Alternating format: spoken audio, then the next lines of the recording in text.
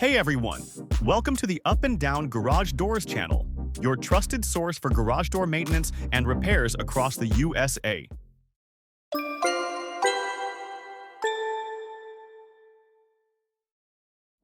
An ugly dent did a car tap the door, or a stray baseball leave its mark?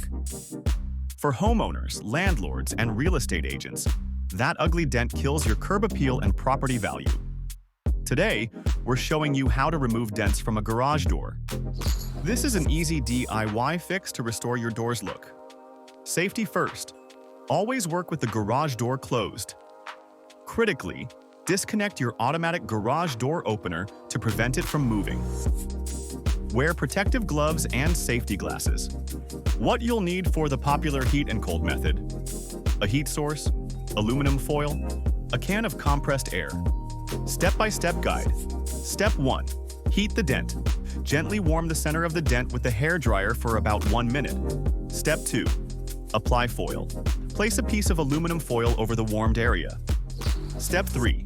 Apply cold. Turn the compressed air can upside down and spray the foil for 15 to 30 seconds. Step 4. The pop. The rapid temperature change should cause the metal to contract, popping the dent out. This DIY fix is great for small, shallow dents. If the dent is large, creased, or on a steel or wood door, you risk making it worse.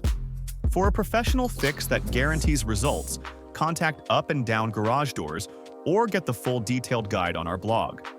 Thanks for watching. Subscribe for more DIY garage door tips.